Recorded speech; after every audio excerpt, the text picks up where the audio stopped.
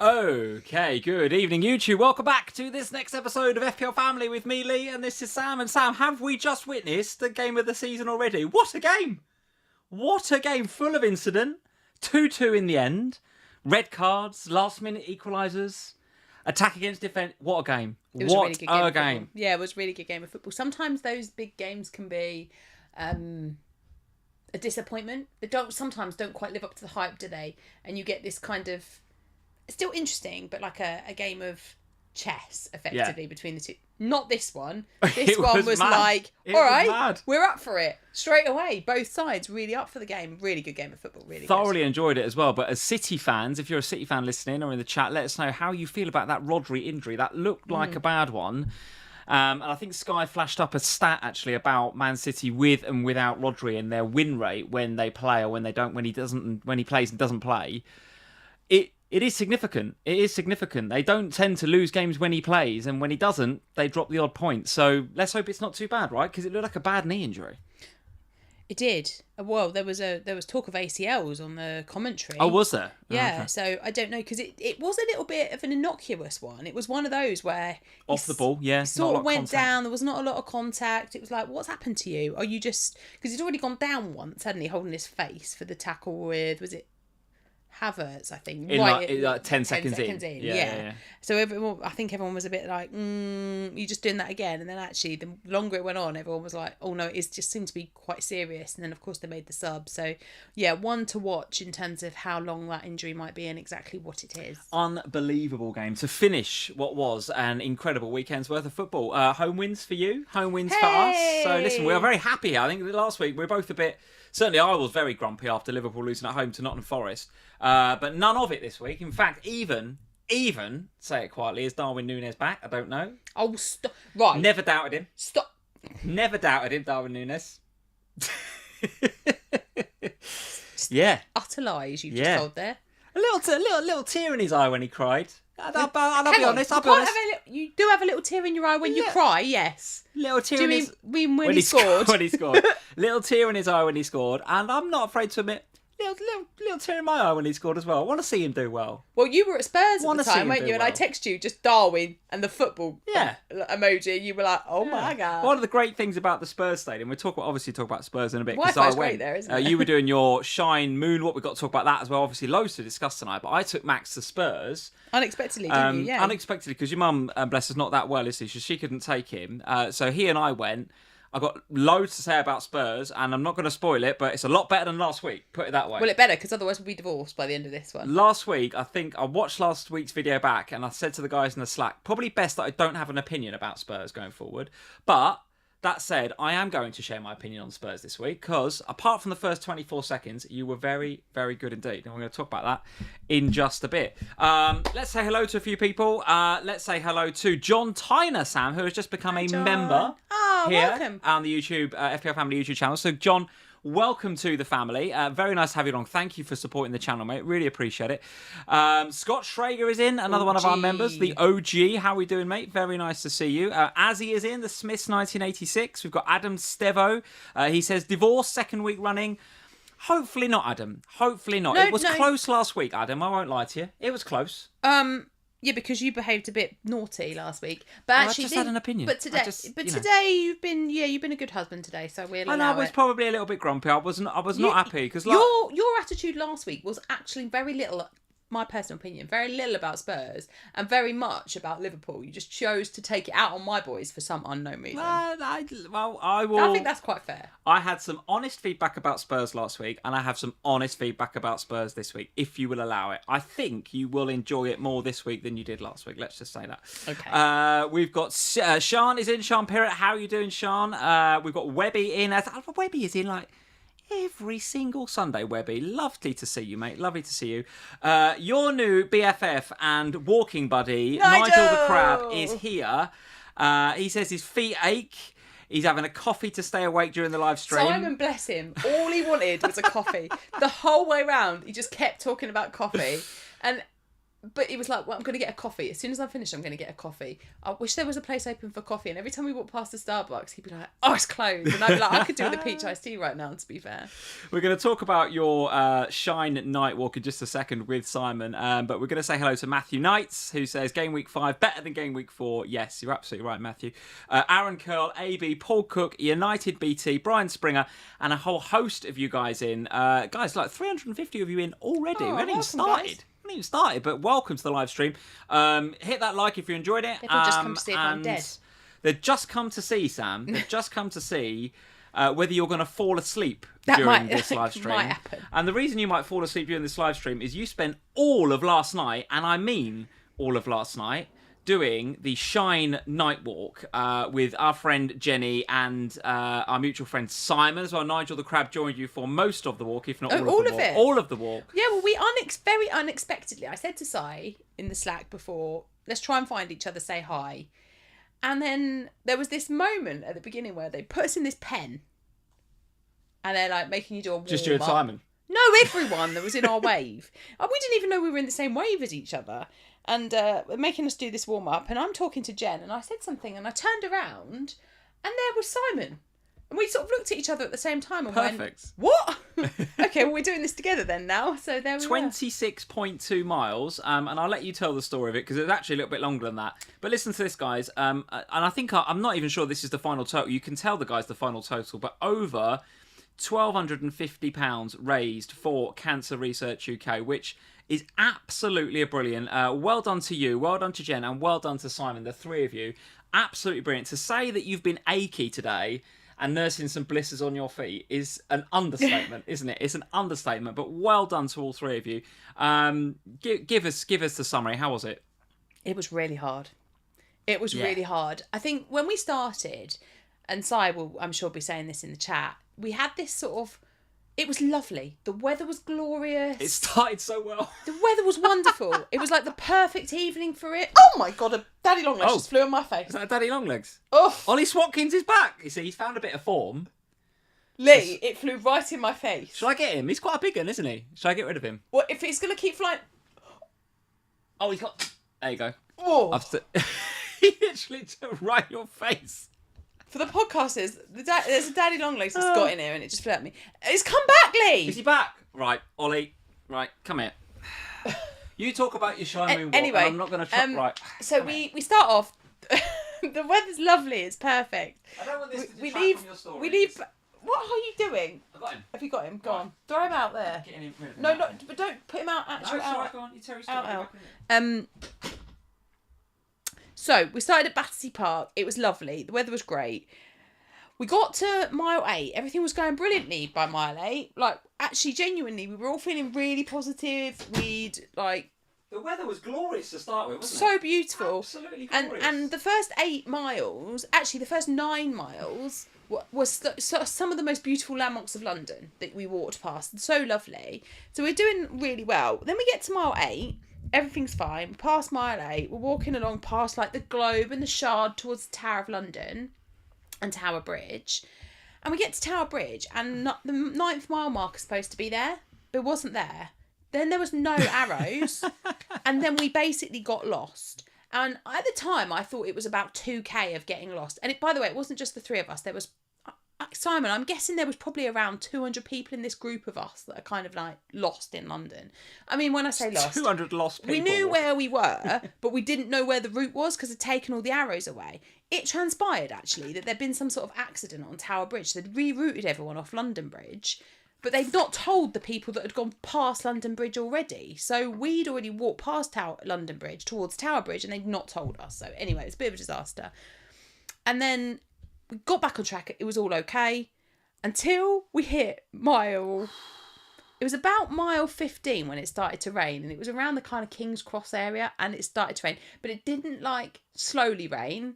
The world ended with The weather rain. here in the UK has been insane this weekend. It was lightning. Insane. If you saw the end of the City-Arsenal match, you'll know what we mean. It was torrential. It was, and if you look at my stories from last night, you'll see it was absolutely torrential, and it did not stop again until we finished the race. Like, we finished it still in the rain. It was just a joke how badly the rain was.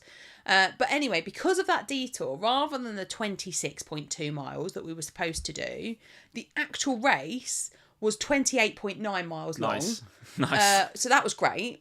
And then it was 1.5 miles inside the park to get to the race at the beginning. So we'd actually walked over 30 miles by the time we'd finished the race. So there were a lot of blisters on my feet. However, I've had 2 hours sleep. Yeah. Anything can happen tonight, guys. I'll be honest. Anything could happen tonight. We've already had you being attacked by a daddy long legs. Yeah. We've had me having to sort that out.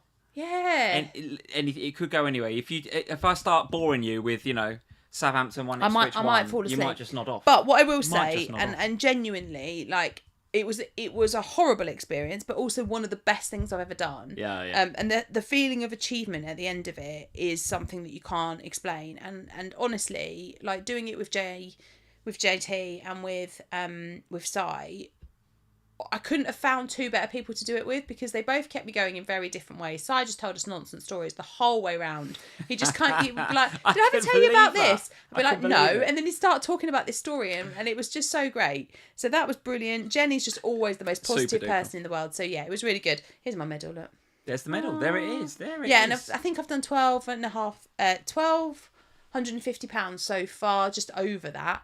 But you can still donate if you want to. I assume you've put the link in the description. The link will be in the description. And if you guys want to... And there's already a couple of super chats coming in, Sam. We've had one from Malachi Fox. Thank you, Malachi. He says, fair play, Sam. What an amazing effort. Joseph Maloney in with a super chat. Hi, Lee and Sam. Congratulations, Sam and Simon, on the marathon. Well done.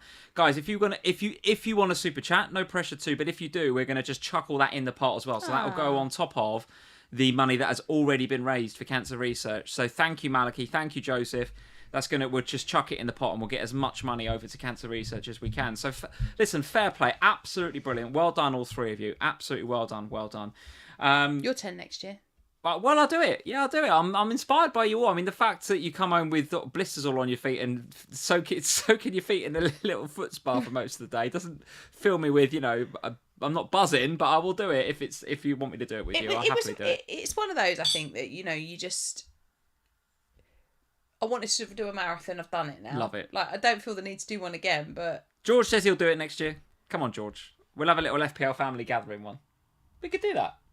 We'll organise it. Let's think about it. Because we've got a whole year's think about it. Because the one thing I will say is that putting the thought of doing it again in your head right now is not something you really want to think about. You want to at least 24 hours before you think about doing anything. I reckon give me at least 2 weeks before you try and talk me into doing anything else that involves... Like, you tried to have a conversation with me about gym classes today. Given that coming down the stairs to do this after putting the kids to bed, it took you about 10 minutes to walk down the stairs. So I think the thought... George, I like your enthusiasm. Simon, full of enthusiasm. Let's give Sam at least a day to just get the feeling back in her legs. Next week, if you want to talk to me about it, I'll have a conversation. But don't start talking to me about, do you want to do a gym class on Friday night? I was like, no, not really. I don't want to move again ever at the moment. Oh, well, let's get on with some of these games, Sam, because we do have to talk about FPL at some stage.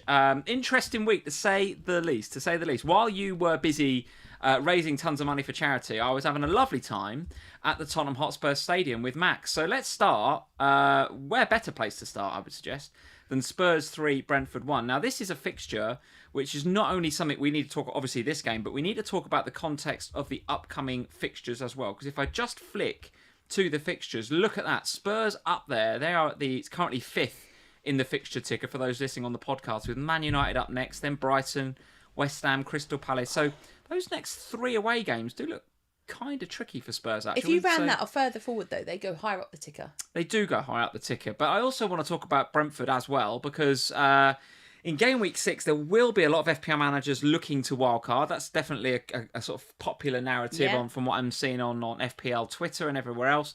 And you can see why, right? West Ham and Wolves at home, and goodness me, I've got a lot to say about West Ham in a bit, and Hammers fans, you might not want to listen to it. West Ham and Wolves, then Man United, Ipswich. So 3 of the next 4 home games look so good for Brentford. But I want to talk about Spurs first. You happy if I kind of dive in, or do you want to crack on? Do you want to talk about Spurs? Right, because apparently you're going to make me happier this week. So I'm going to listen to you. Yeah. And we're going to see whether you make amends for what you said last week. Well, frankly, it was night and day versus the previous week, and I appreciate it was Arsenal the previous week, but Spurs had kind of got off to what I would call a bit of a staccato start to the season. It'd been a bit hit and miss, hadn't it, to say the least.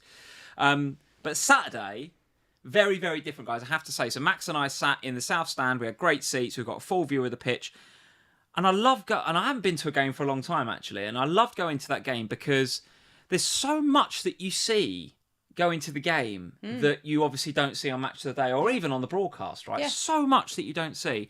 Like Dominic Solanke. Which is what I was saying last week about him. I now fully understand what you were saying, and I fully understand what Ange says when you talk about how important he is for the system. Yeah. Now, yes, he's getting assists and goals. He's got off the mark. That's a really good thing. So therefore, in FPL, we all should have him on the radar. Could have raced, actually. Particularly, I'm going to talk about your goal threat in a minute. But with the fixtures coming up, as we just discussed, Solanke on radar. But let me tell you, from a non-FPL perspective, he is one of the most intelligent pressers of a ball that I've ever seen. Yeah, I agree. Now, and because he knows how to press, the other two feed off... This is going to sound weird. They feed off of his intelligence. Now, Brennan and Son,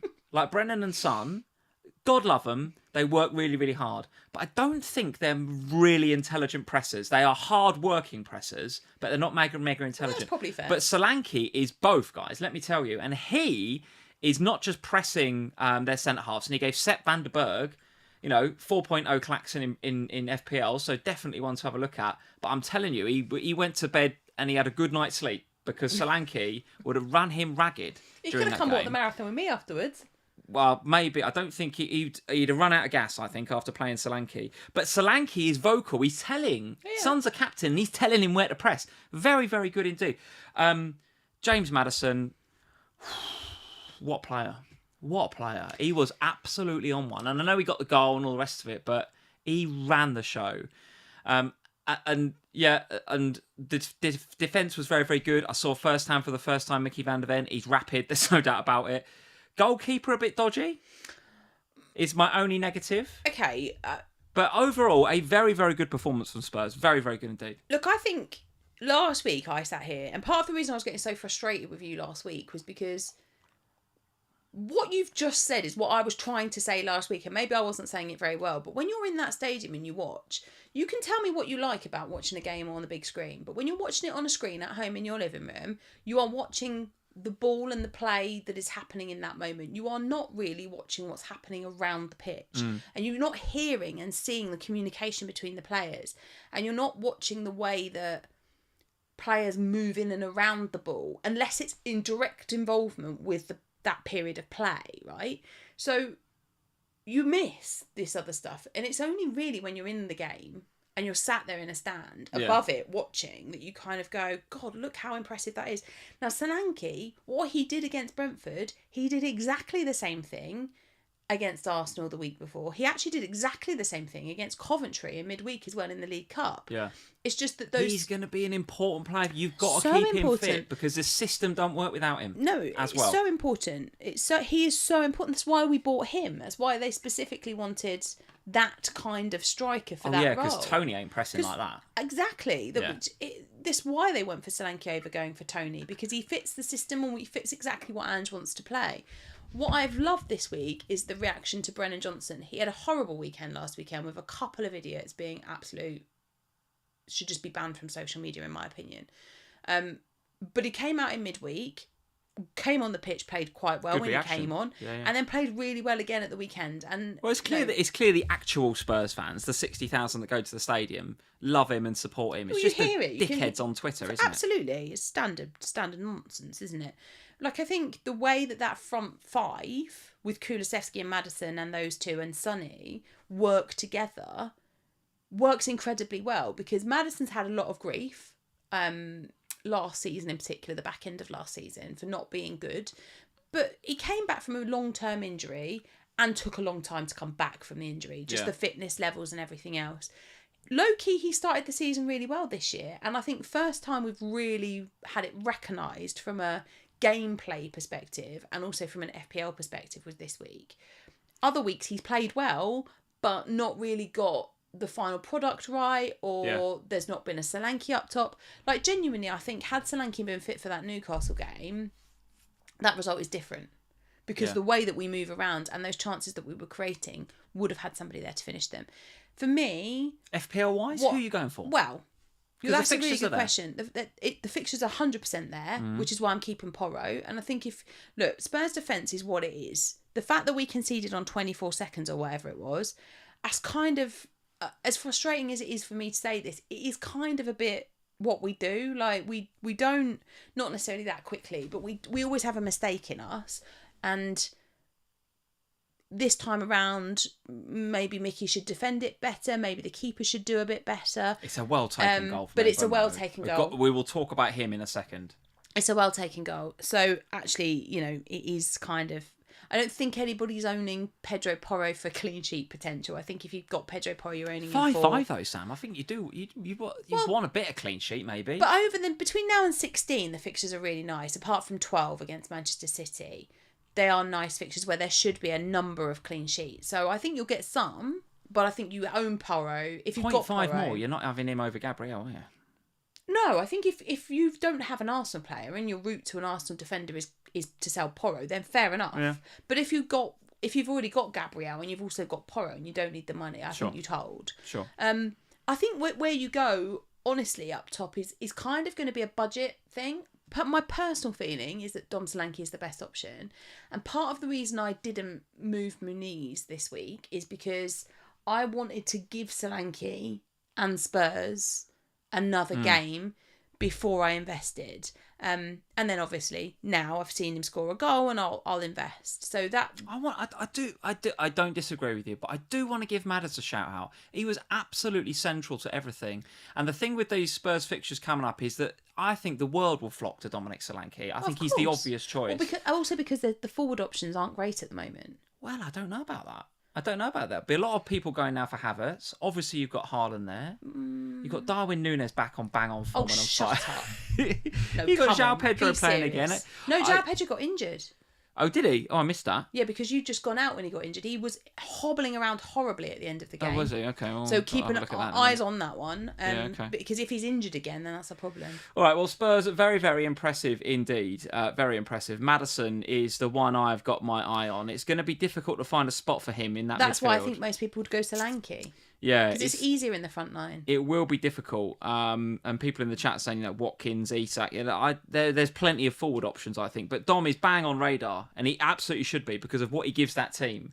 I don't see a way Richarlison gets in that team. I really don't. Well, Richarlison's injured and out for a while anyway. I just don't see how he gets in the team at all. But Maddison, bang on radar. Of course, Porro's there, but.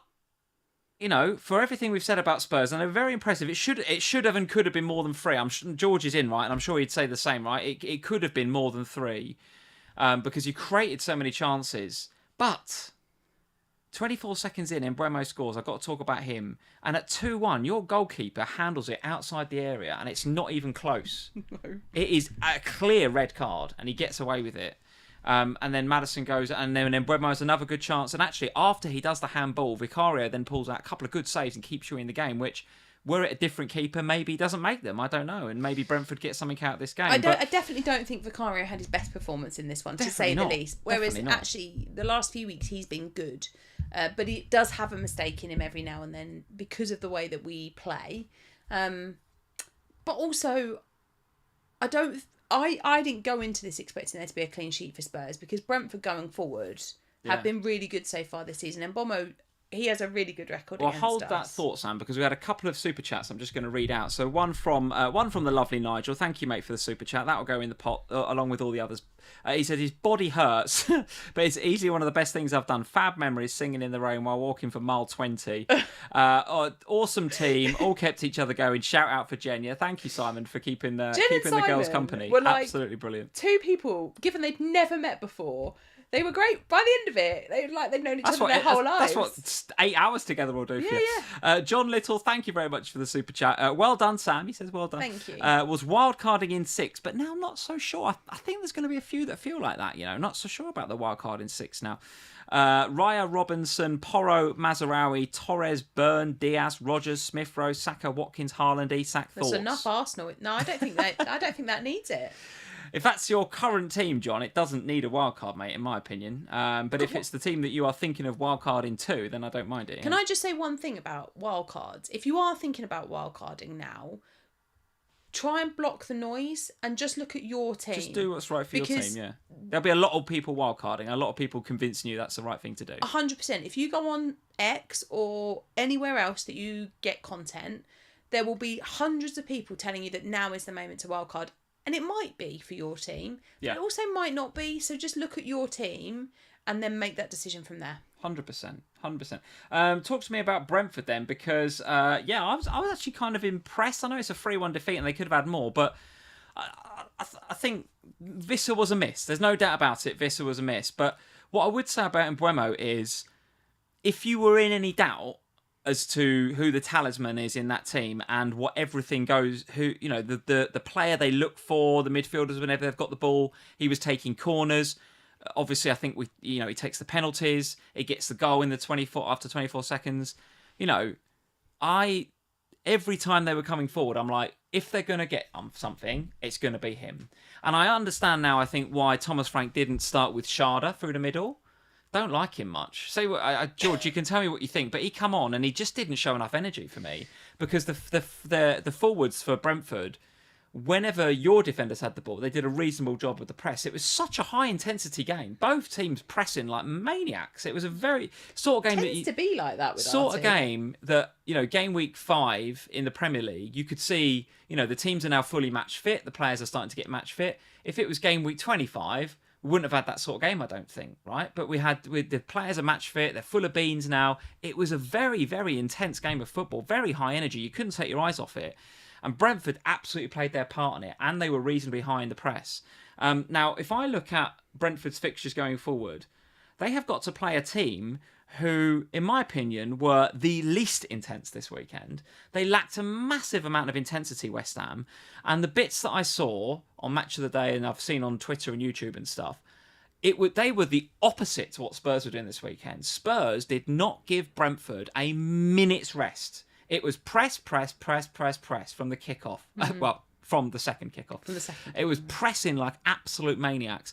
And what Brentford didn't do at all with Chelsea, and I thought Chelsea played well, they got the 3-0. What West Ham didn't do with Chelsea. West Ham didn't do with Chelsea. And Chelsea played well, not digging them out, 3-0, they'll be happy, right? Of course they were, away from home, happy days. But bloody hell, did West Ham make it easy? Because there was just no intensity and no pressing. So I think Brentford, I think, and obviously we're going to talk about Haaland, but Mbeumo's a captaincy option for me next week. Definite captaincy option for me next week. Because if Brentford play like they did against you, they will beat West Ham comfortably. It's just that you were awesome in the press and the intensity and the energy. And unless West Ham bring down those sort of vibes... Well, they won't. They're dead. And they're already starting to... We'll talk about them in a minute. But they're already starting to get their excuse in. Notice West Ham Twitter is starting to, is he the right guy? Bring back David Moyes, all this sort of narrative. Sorry, who said bring back David Moyes? Well, listen, they all wanted Moyes out. He's gone. Now they want him back. And now they've got Lopetegui, and they're saying the characters of the team is all wrong, and Jared Bowen in his post-match looking a bit down in the dump. Look, we'll do it in a minute, but Brentford... absolutely investable. Absolutely investable. With West Ham, Wolves up next, then Man United away, and Ipswich, Fulham, Bournemouth after that. Get Mbeumo, boys and girls. Is it... So I agree with what you've just said about getting Mbeumo. Yes, I'm with you. However, is there anyone else... Like, you talked about Sepp earlier, but is there genuinely another option at Brentford? Is it just that Spurs were good in attack this week, and that's why the defence was no good... from a Brentford perspective, to invest in from FPL, I'm talking about, not actually in real life, or moving forward into the next few weeks when the fixtures shift, is there anyone else alongside him? Because with the fixtures part of the reason for asking this is that with the fixtures the way they are for Brentford, that is a team that you should be more than one.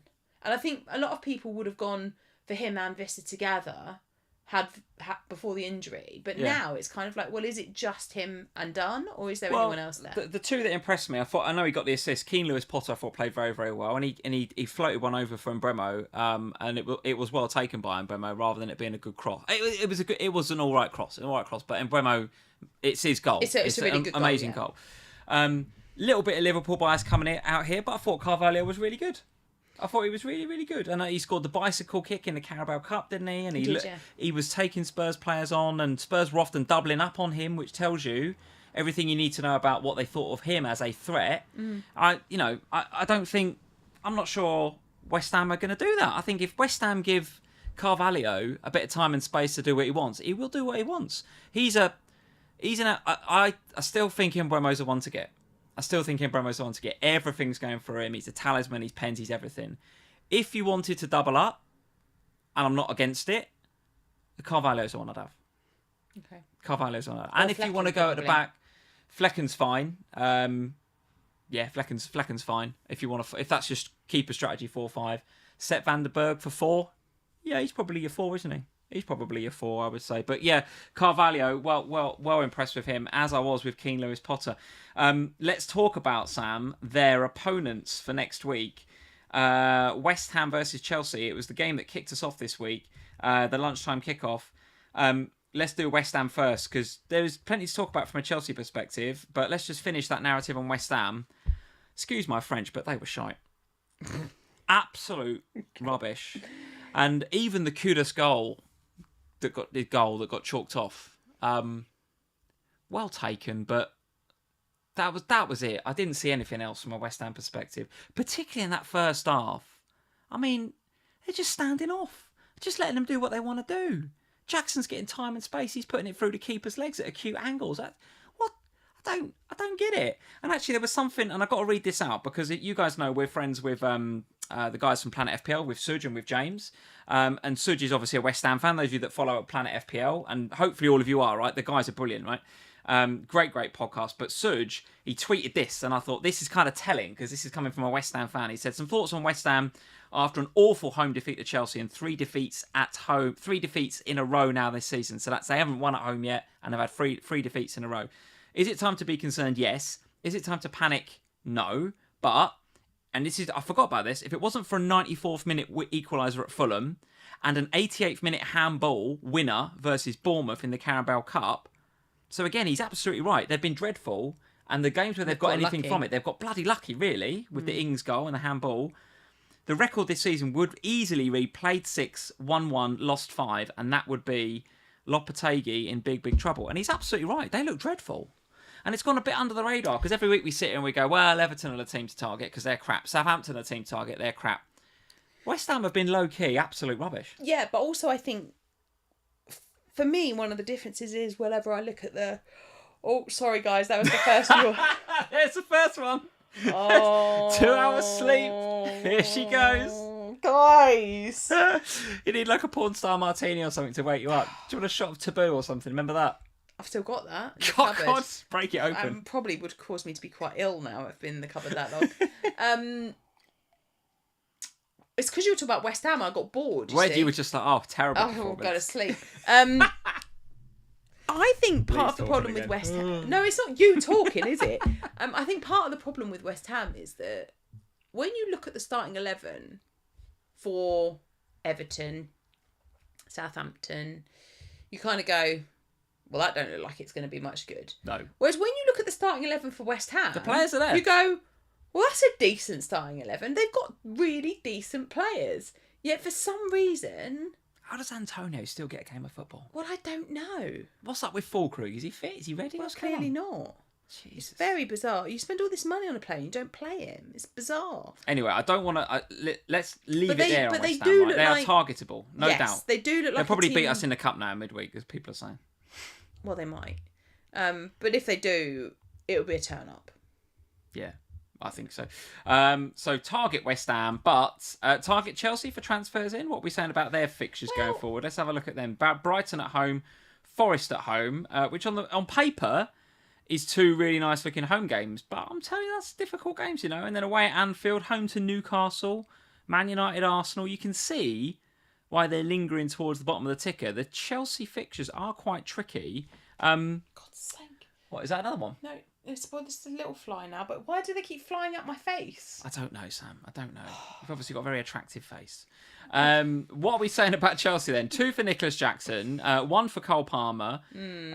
Sancho in with the assist. Your mate in our draft team. Well, I put him in our sleeper draft, didn't I? Much to your displeasure, but he's great. Do you know what I did in my scout sleeper league? What?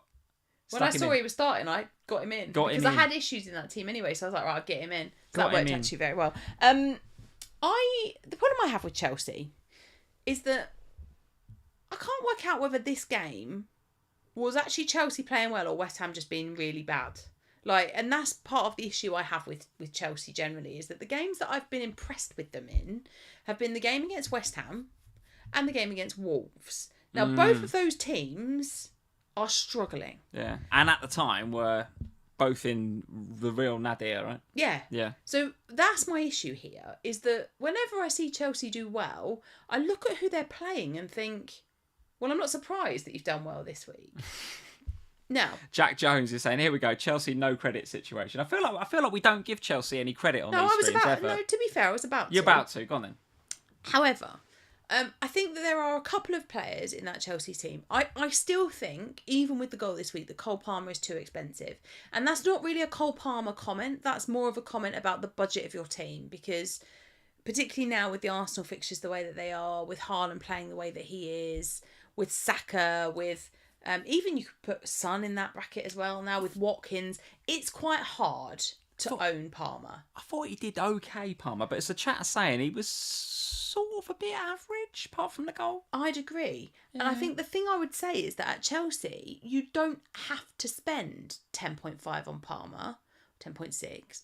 You can spend less than that on a Jackson, on a Sancho. He does seem to like Jackson, doesn't he? He likes Jackson. And he seems to like Sancho. Sancho's come in, obviously, and now play well, and then gets the start.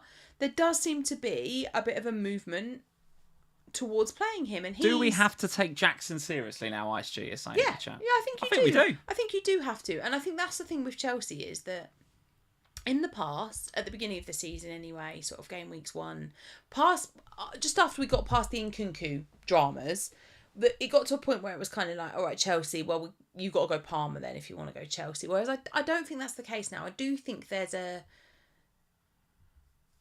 possibility of going for a Jackson up top or taking a bit of a punt on Sancho.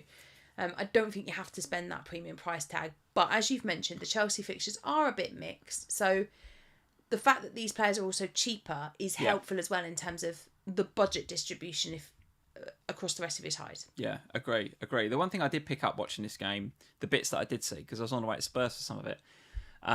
Back-to-back clean sheets as well. Back-to-back clean sheets. And Cucurella, when they have got the ball, not only does he invert, but he doesn't ever invert in the same way. He just goes where he wants, Cucurella. Yeah. He's just like, right, we've got the ball, I'll just go wherever I want.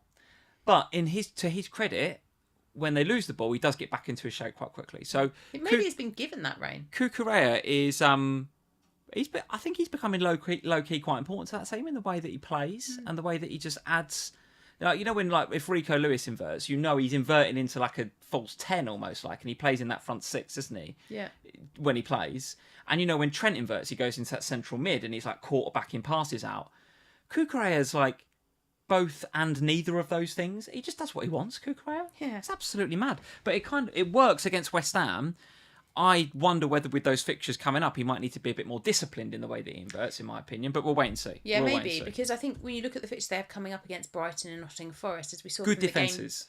As we saw from the game today between the two of them. Yeah, the good Black Box defences. Let's discuss Manchester City 2, Arsenal 2. We did discuss it briefly at the top of the stream, but what a cracking game. What a cracking game. And I think if, it's worthy of us going into Arsenal, because if you look at the Arsenal fixtures, they read like this. I've got to find them on my little graphic here. Here they are. Leicester and Southampton at home next, with Bournemouth away, and then Liverpool, Newcastle, Chelsea. The next two in particular look absolutely ridiculously good for Arsenal. And if you are game week 6 wildcarding, and there will be many of you thinking to do that, and I agree with what you said before, don't have to buy into that narrative, but if you are, I don't mind it at all. you will, I'd imagine, be thinking of trebling up on Arsenal. I think you're absolutely mad if you wildcard this week and you don't have Gabriel, because he is starting to look like, if we didn't know it already, an absolute weapon from free kicks and corners. Absolute weapon. In seasons gone by, especially last season, he was like that, right? He was good from set pieces. But he looks like he's going to score on every set piece now. But because now there's a different strategy at Arsenal, every set piece today was aimed at Gabriel. Yeah. So the others are moving players around so that Saka can stick the ball on Gabriel's head. That is basically their set piece. And Saka is so good. Exactly. His deliveries are pinpoint with a capital P. And so because of that, it does change the conversation. So I obviously, as you all know, have always gone for Saliba. I enjoy owning Saliba. I like the defensive... I know we didn't get a clean sheet today, but I like the defensive security of having Saliba in terms of... I just enjoy owning him. But this season... It's clearly Gabriel. I think if you want to go for a defender, just one, it is clearly Gabriel. Clear. Even like today, obviously Ben White didn't start the game. Calafiori started the game. It was what a bit goal, of change. by the way! What a goal! What a really goal. Good goal. Did you see where he just turned his foot, didn't he? And he just bang. pass whipped it into. That is a hit, by the way, from Calafiori. What a goal! It was a really good goal. So I think if you don't have an Arsenal defender, then yes, absolutely, Gabriel is. Easy pick on wildcard if you're wildcarding. Well, even if you're not wildcarding, I think if you don't have an Arsenal defender... He's the one I want right now. And I've got an Arsenal defender. But I want him as well. Yeah, that's a different conversation because that's about where you double up then, isn't it? But your Arsenal defender at the moment is Raya. Raya, yeah. He was good again, wasn't he, today? I know he's conceded 2 goals, but he's such a good goalkeeper. Was he getting like 9 saves or something today? Such a good goalkeeper. Yeah, he was excellent. But I think with Arsenal, if you don't have an Arsenal defender, Gabriel should be your first point of call. He still has the same defensive securities as Saliba, but now every set piece. Whereas before, some of them were aimed at Saliba, now they're not. Now they're all aimed at Gabriel. Can I just will say one thing? And Ice G, thank you for another really good comment in the chat. He says. I think he's agreeing, but he's saying managers are making interesting decisions about who's marking him on set pieces. So Gabriel, before he scores the goal, he has another one, doesn't he, that just goes over the bar, and he loses Doku. Yeah. Why are you putting Doku on Gabriel? I don't know. Right. So having realised that half his height, having realised that mistake, Pep goes, "All right, Doku, don't you mark him. Walker, you mark him." Also a bad decision, right? And then he loses Walker as well, right? And we'll talk about the first. Well, let's do the first goal because I'm a Rico Lewis owner.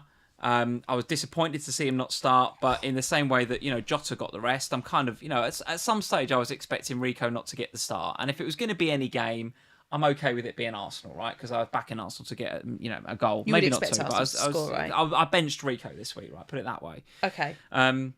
Having watched Kyle Walker in this game, though, particularly with the second goal and the way that Gabriel just completely bossed him, and on the first one, he's hideously out of position when they take the free kick quickly. Now that is the referee's fault. But that's the ref's fault. What I will say, I am totally with Pep Guardiola on that one, and I saw that he kicked the chair in frustration. Oh, like karate kick the chair. I totally get it because the ref is just like, right, Walker, come here. He has a talking to with him.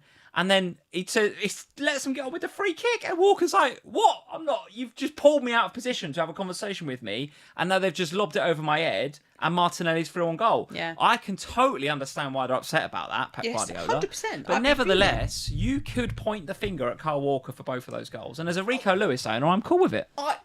I think you'd be very hard. It would be very, very harsh on Kyle Walker to point the first goal at him. That's really... Well, I don't know, I don't think it's his fault. The second goal, fine. Point the finger at him, that's fine. I think the thing is, what we have learnt now is that there are going to be games where Pep decides that Kyle Walker's a better option in those games. And that's what we've been saying all along, right? There will be games where they set up with a different strategy. Now, maybe there's less of these games to come with the fixtures the way that they are for Man City because they don't exactly have to play Arsenal every week. Well, it's Newcastle away next, then it's Fulham, Wolves, Southampton, Bournemouth, Brighton. So there is a massive fixture swing from 7. If you haven't got Haaland yet for whatever reason, please get Haaland. Please just get him. He is the best in the game for a bloody good reason. And from 7, everyone that's got him is going to captain him for the next 5 weeks. So please get Haaland if you haven't got him yet. Why from 7? Why not from 6? Just Newcastle's defence, you watch them? Just get him, right? Get him. Because from next week, and we'll talk about captaincy options. I've already thrown my hat in the ring for Mbeumo. I think he's a really good captaincy option. But you could go Haaland away at Newcastle and not sweat about it, right? And then from 7 onwards, he's captain for 5 weeks. We're going to go back to, I'm afraid, the boring captaincy Haaland every week, as we did last season. It is what it is. It's going to be the case. So get Haaland. But elsewhere, it's like, where else do you go from City? Because this run, you definitely want to invest, don't you? And I'm not convinced that Kyle Walker... I think Rico's back in the team for all of these fixtures. He might be. But the problem I have with... like you earlier on, you said, and you were right, if you're going to spend money on Pedro Porro, you want a clean sheet out of him. Now, in reality, I know that Rico Lewis he's not 4.5 anymore, is he? He's taken a couple of price rises, I think. But he's in that kind of cheap budget. Oh my God, these flies! Oh, God. Please, Lee. That one attacked my leg. Can you just chill out? I don't know where they're coming from. Why do they keep flying up? Have you got the window open? It's behind you. Where? Up there. Oh, God, please. We seem to have a daddy long legs nightmare going on in the UK at the moment. They are everywhere. I actually can't get one of them. Please. I'm going to have to close the window because they keep coming in here. Because you keep opening the window.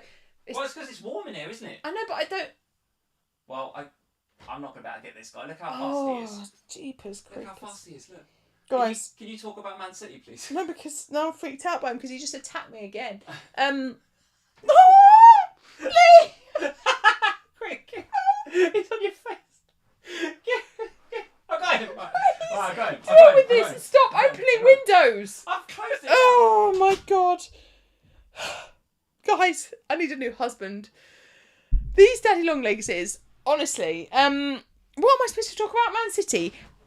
What am I supposed to talk about? Please, Lee. What am I supposed to be talking about? It's only hotter than a sauna in here because the windows are closed. We've got no choice. This stream is ridiculous tonight. What is going on there? Because you keep letting these daddy long legs come in. They tagged Evie over it's my fault, isn't it? Well, because you keep opening the doors and the windows. You're about to pull the wire out of my thing. What?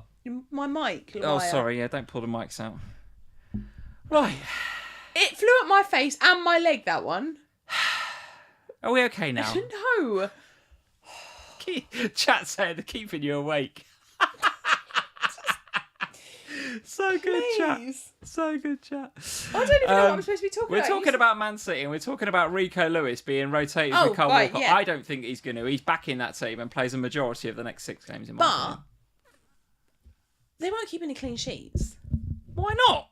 Have you watched them defensively?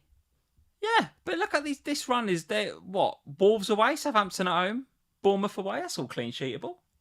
I think they'll probably keep 1 clean sheet in them 3. All right, okay. And that's my issue with the Man City defence. My issue with Man City generally is I don't know how to invest further than Haaland. Like today we got some Foden back. That's quite interesting. Yeah. But again, at premium price. I'm sure you can go there yet. I don't think you can go there yet. KDB's out. Missed the game today. Rodri's injured. So what does that mean? And how bad is that injury? Now, we do have a Manchester City game on Tuesday evening. So we'll get a press conference. So we hopefully get a little bit more insight on Rodri before that one. I find investing in City outside of Haaland difficult because I don't really want to go for Lewis. All right. Okay, I'm going to move on because we've spent most of the City talking about... Daddy Longlegs. Daddy Longlegs. The guys in the chat are saying the podcast listeners are going to get a proper jump scare. I'm really sorry, guys. Podcasters, we do apologise because guys, it touched my leg and then it flew in my face again. Right, Sam, we are 53 minutes in, and as usual, we've done like 2 games. Can we please go a bit faster? We've done 2 games. Liverpool 3, Bournemouth 0. Luis Diaz at the double. Darwin Núñez back from the dead and absolutely on radar. No, Trent Alexander-Arnold with a double-digit haul, his first long overdue of the season. Last week was just a blip. Liverpool are amazing. What else should we say? Where was Jota?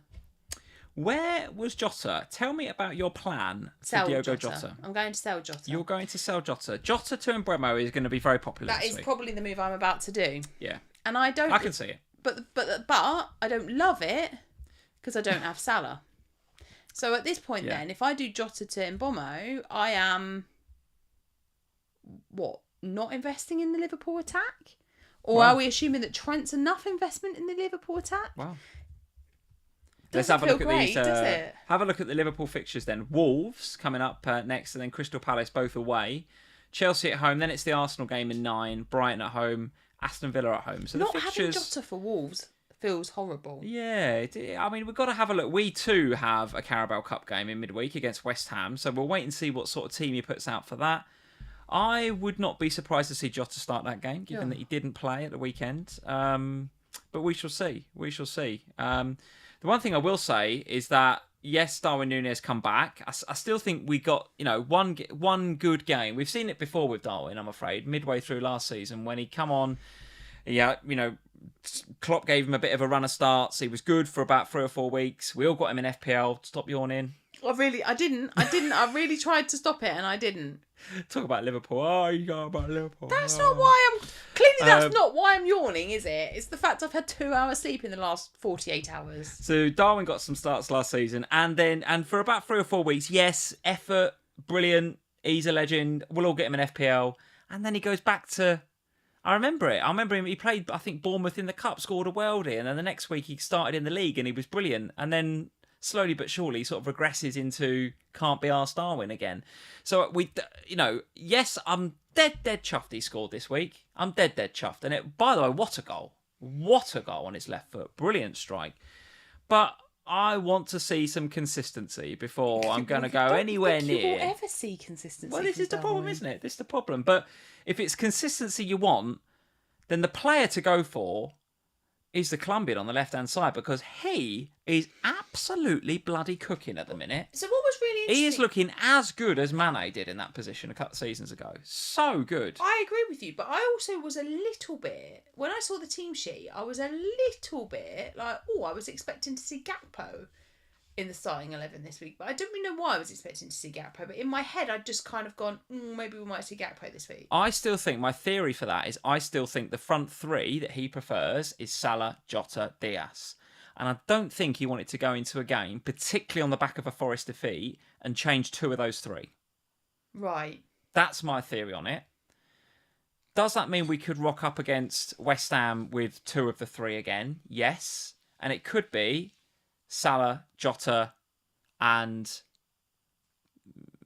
Núñez or Gakpo on the left. I'd be surprised if we don't see Gakpo start against West Ham. And then we probably... I mean, even Chiesa might get a start. He might decide to rest Mo. Is he ready yet? Yeah, he looks for a all right. start. Carabao Cup, yeah. Yeah. Yeah, I would say so. Okay. But this game, so the game next week, the Wolves away game, I still think, and I'm willing to take a bit of stick here if this is wrong. I still think that 3 is his best. That's his preferred 3 at the moment. Is Salah, Diaz, and Jota. But the other thing to say about that is, regardless of what you think about Jota's rotation risk, Diaz is still a better pick than him because he's the one banging all the goals. But he's more expensive because he's taking price rises. He's taking price rises, so it's not just a sideways move now. What? When is that game, please, next weekend? What do you know? I have no idea. Do you want me to look it up? No, it's all right, I can do it. I'm just kind of interested because... While you're doing that, then I'll read a couple of comments from the chat. Phil B sold Jota for Bremo. Yeah, I can see it. Have Liverpool attacking cover from Trent. Yeah, it's the 5:30 game next Saturday. That's annoying. 5:30 away at Wolves on TV. Yeah, okay. Mr. T Tendai, Jota is only going down in price. Diaz, however, has only played 90 minutes once. Yeah, but he doesn't need the 90 minutes to do the damage. Tendai is Diaz is absolutely doing it. He could have had 3 or 4 against Bournemouth, and that's not even a joke. The one thing I will say also about him that I've noticed, and will like it from an FPL perspective, is he's a little bit selfish. Diaz, he's a little bit selfish. He will go for goal more often than not than pass it. I've noticed. Yeah. So, but that in FPL is good. That's what I'm saying. We like that from an FPL perspective. We like him having shots, particularly if he's going to be accurate like he is with him at the moment. So I still think those 3 are the front 3. If you want to sell Jota, I don't mind. I'm cool with it, right? I'll be keeping him this week.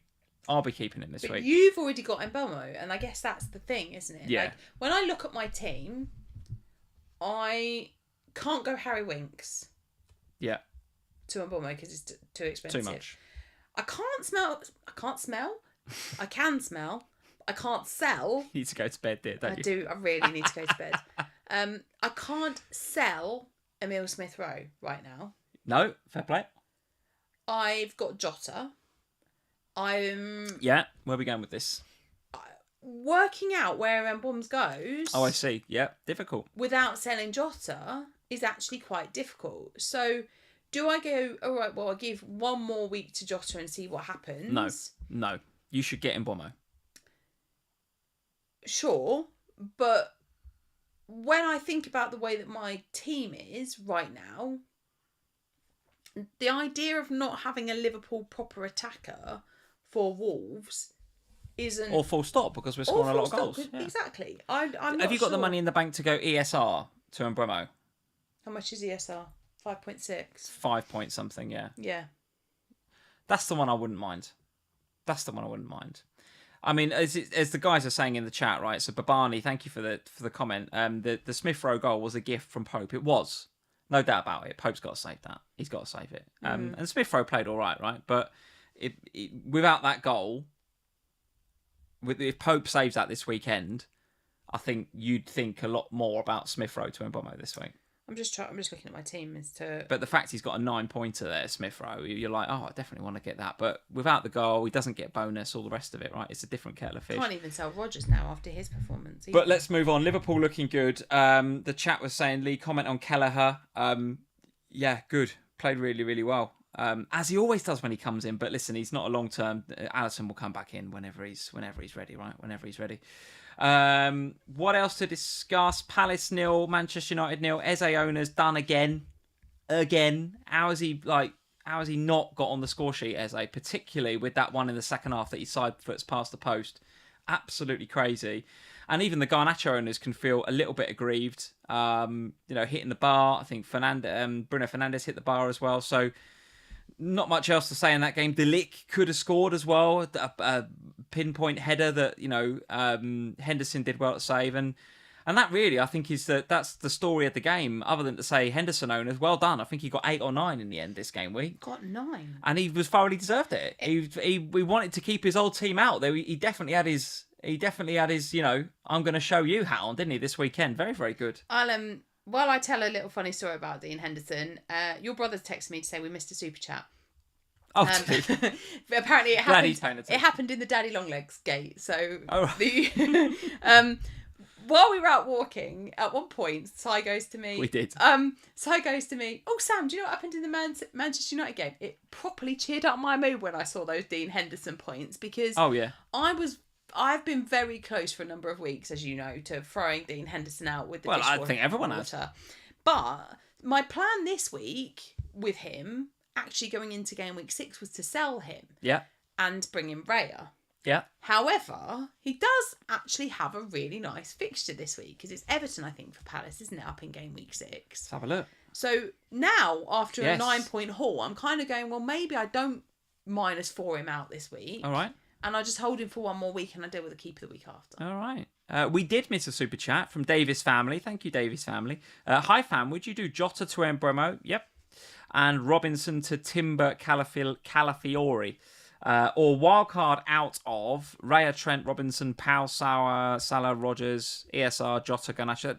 I wouldn't wildcard out of that. That feels absolutely fine, that wildcard. But Jota to Mbromo, I obviously, getting rid of a Liverpool player, I'm never going to endorse it. But if it's for Mbeumo, I'm so high on Mbeumo for that fixture against West Ham next week that I think if it means selling Jota for him, then do it. What was the other move of that? Robinson to Timber or Calafiori. Timber looks decent, doesn't he, to be fair? I know Calafiori scored the worldie. But Timber looks decent. I also don't know that you could guarantee Timber starts because Calafiori starts because you've also got the Ben White thing there. Timber feels a bit more secure. So if you wanted to go for Timber, then fair enough. Calafiori is also 6, so if you're going to go 6, just go Gabriel. Yeah. Well, I'm assuming he's already got Gabriel, but yeah, you're going to have him. Last thing to say on this, Martinez, that's a red, isn't it? I mean, please. I think it's like 3 reds actually. Yeah. I'd go so far as to say it's disgusting. It was. Why have you had to? Why? Why do you have to have a? Why is there such a? Well, it's Man United for a start, and secondly, it was It was a horrible, horrible tackle. Well, we saw a couple of them this weekend. If he makes contact with the player, they should ban him for life. I mean, and to be honest, even if there wasn't contact with the player, and thank God there wasn't, because that would have been a leg break, but nevertheless, the intent's there. He jumps up. He's almost done like a tuck jump. His knees are touching his chest almost. He's like, his arms are out. Like an eagle. Like an eagle. He has meant to double foot tackle the ball there. And if the player's leg is in the way, he breaks that player's leg and that player is out for a very long time. I am struggling to believe that it's a yellow and he gets away with anything. Honestly, it was disgusting. It was disgusting. But anyway, enough talk about that. What else? I think we should have a little word about Aston Villa because we should have a big word about Aston Villa. Go on, although we're massively over time, but go on. Well, because I got on word about I'm Villa. on the tube. It's 1-0 to Wolves, and I can't fathom what on earth is happening. As somebody who captained Ollie Watkins, I was like, what is happening?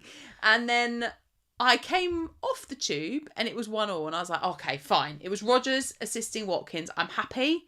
I don't need to look again. When the FPL community rejoices with the finally, first Morgan Rodgers return. We rejoiced. And then I note today he got an extra bonus point added to him today as well. He did. And then later on, when I check in the Man United score, I see that it was 3-1. And I was like, Wolves, what are you doing? And then I watched the highlights. Yeah, it's just... Well, it was 1-0 for a long, long time, wasn't it? And I'm sitting here, so I was trebled up on Aston Villa at this stage. Oh, of course, yes. So I had Watkins captain.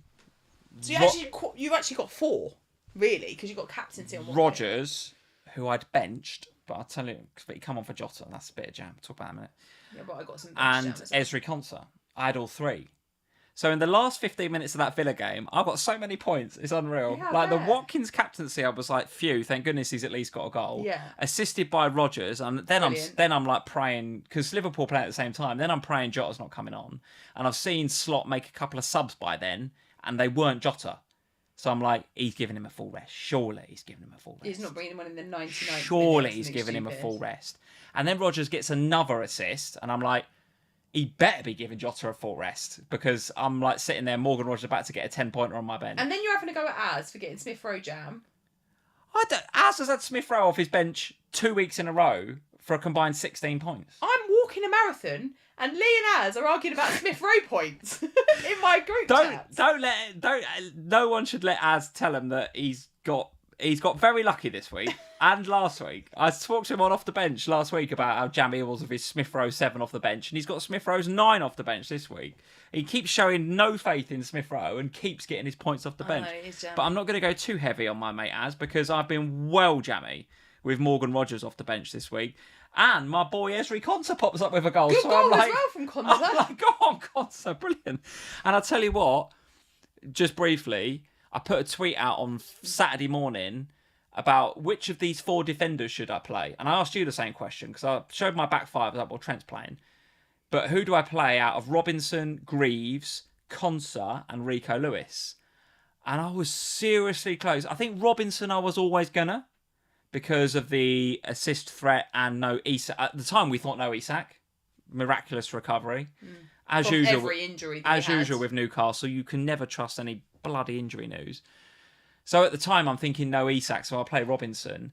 But I was so close to playing Greaves over Konsa. I told you to play Konsa. You did actually, to be fair, yeah, you did. As did most of Twitter when I put it on there. So thank you if you tweeted me and said play Konsa, because I did, and I got the points. I was happy with that.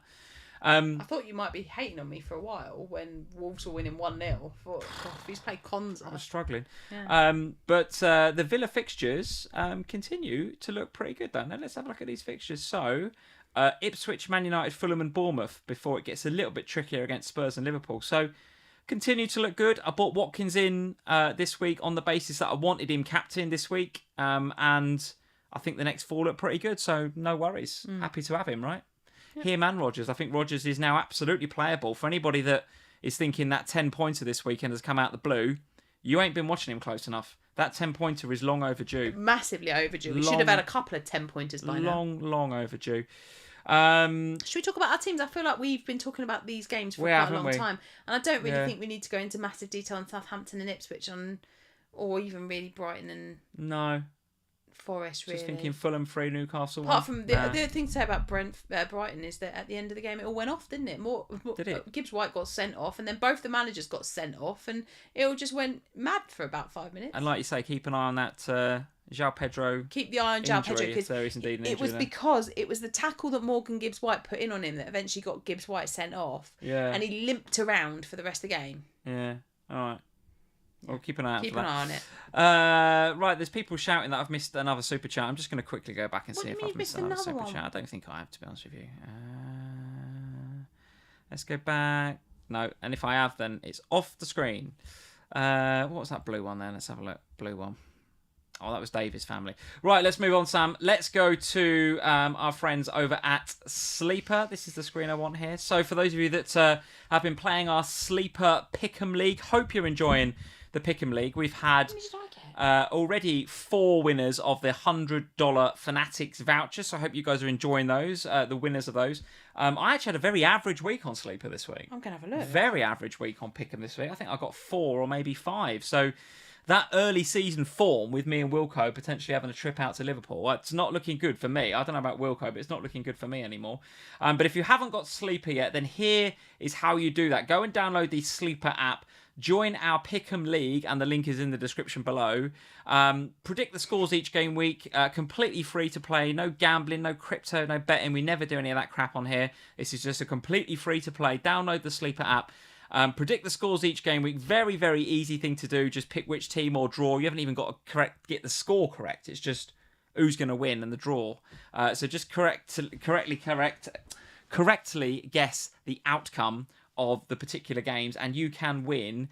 You'll be in a chance to win $100 worth of Fanatics.com vouchers. And if you've not heard of Fanatics, these are the guys behind kitbag.com and loads of other places where you can buy shirts, footy memorabilia, all that sort of good stuff, right? So easy peasy to play, completely free to play the Sleeper PickEm League. And this week, Sam, and I'll just quickly, there's our QR code. I'll give you just a second to scan that with your mobiles, if you can do that. There we go. And what we're going to do, Sam, is look at this week's winners. We have got 6 winners, Sam, so far this week. The wheel's coming back out, guys. You know what that means, Sam. Oh, the wheel's coming back. You know what that means. There we go. There's my measly 4. I got 4 this week. It's rubbish. What did I actually say? Yeah, but I don't think a lot of I got 4 as well. But I guess Liverpool right, Spurs right. I guess Palace and Man United would be a draw. And then my other one that I got right, I think was. I went for the draw City Arsenal. No, I didn't. I went for City to beat Arsenal, and they got the draw. Yeah. I went for West Ham to beat Chelsea. Couldn't have been more wrong. I had a draw. I went for Everton to beat Leicester, and it was a draw. I went for Newcastle at Fulham, and I went for a draw Spurs Brentford. So there we go. I predicted Spurs would win. I thought Crystal Palace and Man U would draw, Liverpool would win, and Aston Villa. So what did you get this week? How many? 4. 4. Blimey, we were both pretty poor both scraping the barrel with 4, but the following were not scraping the barrel this week. 9 out of 10 correct outcomes for D-Boy Football, Swampy 1977, IJ Aspley, Donuts, Youngie 23, and Goal Getters all getting 9 out of 10. Sam, you know what that means. Oh, no. That means the Wheel of Destiny is coming out. Just be warned, there will be noises. There will be noises, podcasters. This is the most visual part of FPL Family. The podcasters are like, get the hell on with it. We don't care about this bit.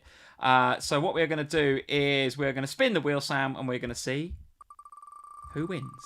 And, as usual, we can't hear the little noises in the background, but I'm reliably informed that there will be some noises. And the winner is... Donuts! Congratulations, Donuts. Hopefully there's some clapping in the background now on the live stream. You are the winner of the Match Week 5 $100 Fanatics voucher on the FPL Family PickEm League, courtesy of our friends at Sleeper Footy app. So, guys, keep an eye on your Sleeper app, because Ed will be in your DMs in there. We will send you, so our guys, Ed will send you from the FPL Family team a DM over on Sleeper Donuts, and we will get you your $100 voucher. Whoop, whoop, well done. There we go, Donuts, the winner. Don't forget, with 9 out of 10 correct. Love that. The more you get right now, the more chance you've got of winning those hospitality tickets for the season as a whole. Absolutely. Get involved. Get involved.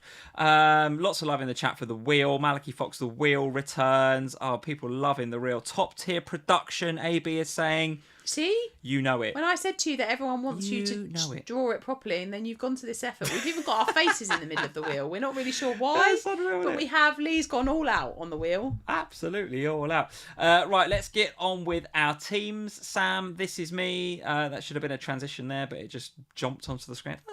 The transition's not working. Oh, look at this transit. Look at this. For the podcasters, this makes no difference, but the YouTube user experience is unbelievable. AB has nailed it there. Top tier production with our crap transitions. Even though the transitions and the wheel are complete and utter guff, my team this week, not complete and utter guff. Not bad at all. 73. Nice. There is my jammy 10 points from Rogers off the bench. Very jammy. Thank you, Diogo, for having a full rest. And sorry, Morgan, for ever disbelieving in you, because you are the difference, Morgan Rogers, between me having an average game week and a decent one. 73, 346 points in total. It's the Villa boys that have done the business. The last 15 minutes of that Villa game have made or broken, and in this case made, my game week. Konsa, Rogers and Watkins coming in with a combined, 19, 21, 31 points from Aston Villa. Super. It's nearly half the score. Nearly half the score. The overall rank's now up inside the top million, so I'll take it. 937k. I can start saying K rather than million, which is good for now anyway. Up 38%. Decent. And having played the wildcard a couple of weeks ago, I played the wildcard with this game week 6 fixture swing in mind. So I'm already on my Arsenal assets. I'm already ahead of the curve with Mbeumo. And it's good that I'm already ahead of the curve because I now don't have any transfers. I had 2 free transfers coming into this game week, and I did Palmer out and Wejo out, which when Palmer scored was not looking too great.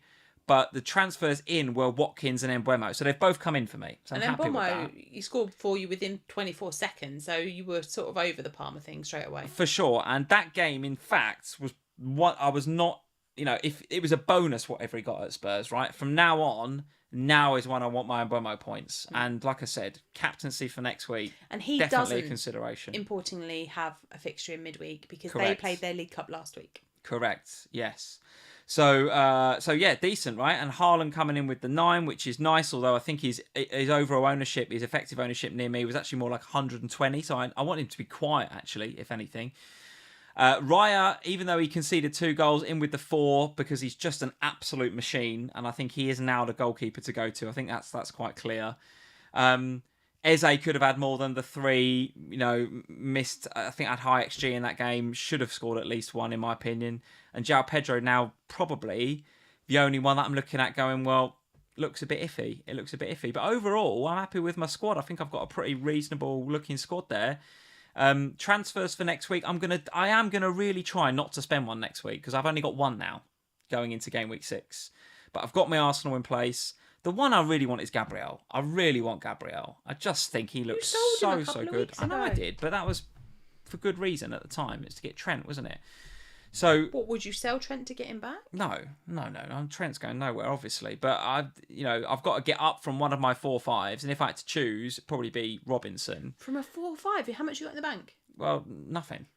So that's why I want to save a transfer. I'm accepting that I'm not going to have Gabriel next week. That's fine. I've got some Arsenal coverage with Raya anyway, and I've got Masaka in place anyway. So I've just got to hope for that set piece threat to not show itself again next week, and then I've got to think about getting him over the next couple of weeks, right? Because he is going to come in at some stage. He's too much of a weapon from set pieces not to have him. And if you're wildcarding this week, I think you absolutely do. The one for me, I've got to keep an eye on João Pedro in this injury, right? I hope he's not going to become one of these players that's just constantly in and out all the time and being like a pain in the arse, because that is going to be difficult to manage. But overall, happy with the team inside the top million. Up 38%, we move 73 points. 72 for you this week, and again 34% green arrow, so not too shabby. No, I was really happy actually with my game week this week. Everybody very good. Everybody doing bits really. I also got lucky with my Jota not coming on thing, because I got the best assist of the season so far. Do not get me started on that assist. With Muniz. Do not get me started on that. Brilliant assist. Absolutely deserved all the It's points. actually worse than the Ollie Watkins one the other week. It just deflects off his arse. It's not an assist. I mean, does he touch it? Don't start with me on this, because you know I'm getting upset about this Mooney's assist. That is not an assist. And this is the thing that... He doesn't even stick his arse out, so he means to hit it. The bloody... Is it Gimares or who is it at the back there? Just hits it at his bottom, and it deflects into the path of whoever it was that scored the goal. It's not an assist. I cannot believe it. But well done, you get it off the bench. But I got his nice points off the bench, so that was lovely, because actually there was a very big part of me last week that I very nearly took a -4 this week to deal with him. And in the end I was glad I didn't, because I didn't really know where I was going to go. I quite fancied Delap, but also I really fancied Solanke, but I didn't want to go Solanke just yet because I wasn't sure if it was just me being Spurs bias or what it was. But anyway. Henderson 9 is the difference maker here, isn't it? That's huge.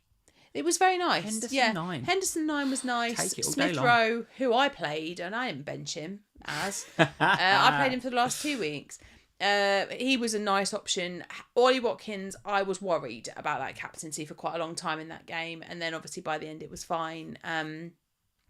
Look, it feels like a nice game week this week. Yeah, Even week. last week, like I had a slight red arrow, but it didn't feel terrible. But this week, I always felt like it was proving nice. And when I saw that Hendo clean sheet was in, I was like, okay, this feels like it's going to be good. And obviously Saka continuing in his point scoring in every game so far. Thoughts on next week? How many transfers are you holding right now? I only ever seem to have one. Because I'm enjoying moving players around this season. Like I'm just enjoying, and because I haven't wildcarded yet. Yeah. And I look at my team, and I don't think my team's that far away from what most people are trying to wildcard to. To be fair, Do you ever think you'll get to 5 transfers in the bank? yes, but I don't think I'll ever get there. I think I will have it because I'm going to wildcard so much later than everyone else that there's going to be a point of time then where, in theory, I should be able to save them. But anyway. We'll see. I don't see me ever getting to 5, I'll be honest. Well, I think I probably will, but at the moment I'm too transfer happy all the time. My transfer thoughts, I don't know yet. I quite like the idea of having Mbemo, as we all know, because everyone does. But I also had earmarked the money that's left in the bank to get Raya. But I also want to use some of it to upgrade Muniz to Solanke.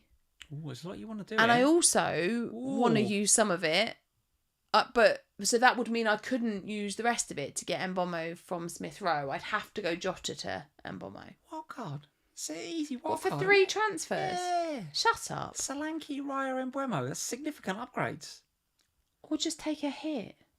I think you got the wildcard sitting there. That's wildcard, isn't it? No. You're such an idiot sometimes. Wildcards, you've got to make at least 4, 5, 6 changes. I mean, I would change Barco at the same time. Can't you? I don't want a wildcard. All right. We've got League Cup fixtures in the week. I'm going off to a match. I don't want to be worrying about wildcarding. Okay, sure. Yeah, if something happens in the Carabao Cup, you know how the wildcard works, right? If you play at the beginning of the week, you can still make transfers. But I don't want a wildcard. Okay. That's okay. There's a lot you want to do there, that's all I'm saying. But I don't want to do them all this week. They're all just potential moves. Okay. You asked me what I'm thinking. That's what I'm thinking. So when Mbeumo's the one, is he this week? Maybe Solanke is the one instead. Maybe Raya's the one instead. I think Raya, the Hendo to Raya thing is probably on ice because Hendo's got Everton next week, so he can have one more week after his 9-pointer. I feel like I deserve to give him another week. He's earned a week. He's earned a stay. So then the question is, do I want to sell Jota? And the answer is no. I do not want to sell Jota. Yeah. So what might be a better option this week is to do Muniz to Solanke. Muniz to Solanke. Muniz, despite the assist off the backside... Well, he's not starting games anymore, so he's a problem. Priority sell. What do you think of Jimenez? Yeah, I don't mind Jimenez, but... Cheap, isn't he? But I've got Smith Rowe already. Don't really want to keep... Yeah. I'll be back to trebled up. I'm still trebled up on Fulham. I've been trebled up on Fulham this whole time. Impressed with Jimenez. I just wonder whether we're going to get the Jimenez of old. I don't know. There was a good... he and Adam have always had that good understanding. I don't know. Well, maybe. One to watch. So anyway, good week. 72 points. Overall rank, if we're still counting those, up to 1.2. Yeah, nice big healthy green arrow, liking it. Like, you still got barcodes, we'll be able to deal with that as well. It's definitely wildcardable, definitely.